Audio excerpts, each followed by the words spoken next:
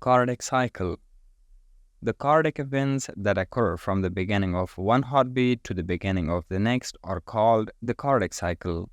Each cycle is initiated by the spontaneous generation of an action potential in the sinus node.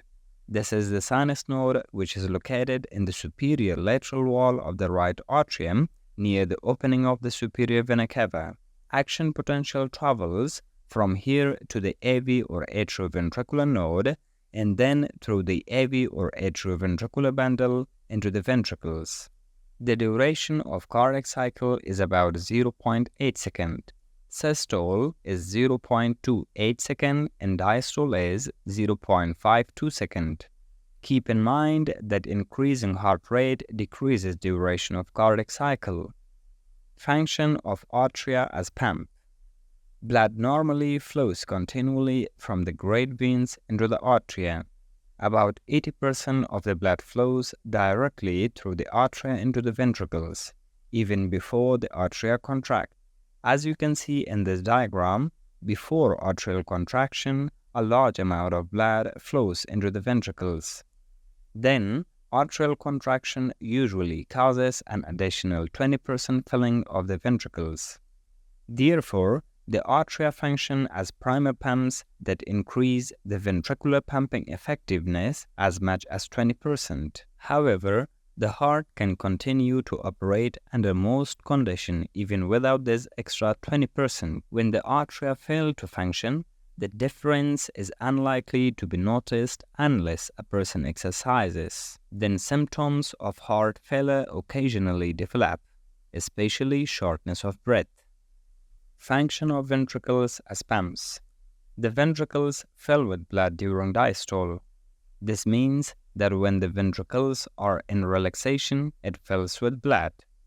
During systole, blood accumulates in the atria, which produce pressure in the atria that push the AV or atrioventricular valves open.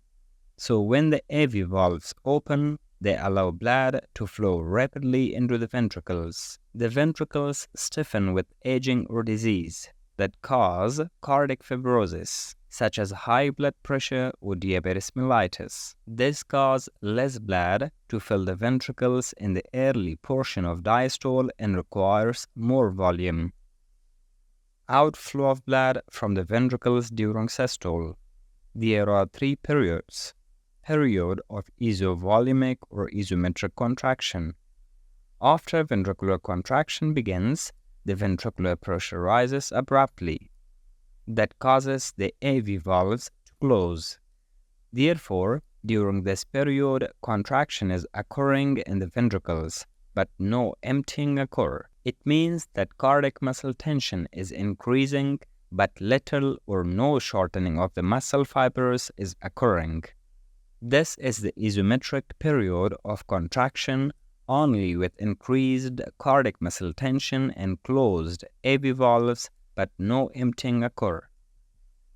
Period of ejection. When the left ventricle pressure rises slightly above 80 mm of mercury and the right ventricular pressure rises slightly above 8 mm of mercury, it causes the semilunar valves or aortic and pulmonary valves to open.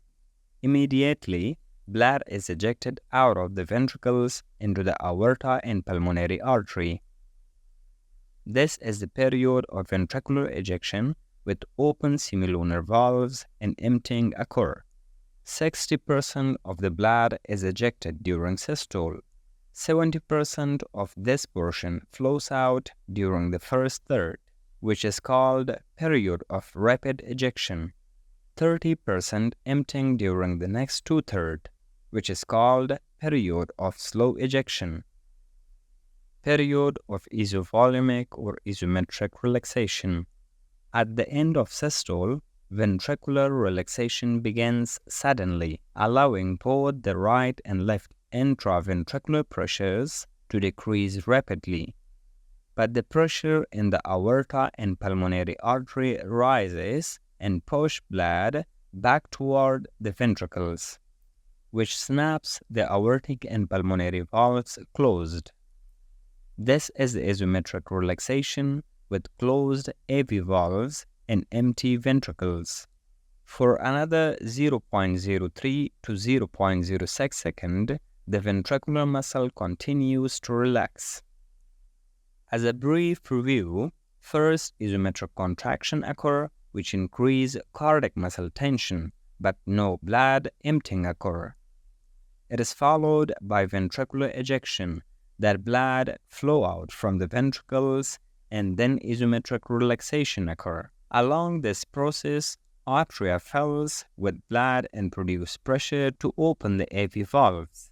Then atrial contraction occur to fill the ventricles again and repeat the cycle. Thank you for watching DMZ Medical Lectures. If you found this information valuable, please give us a thumbs up, subscribe, and share with others who may benefit. Remember, knowledge is the key to good health. See you in the next video.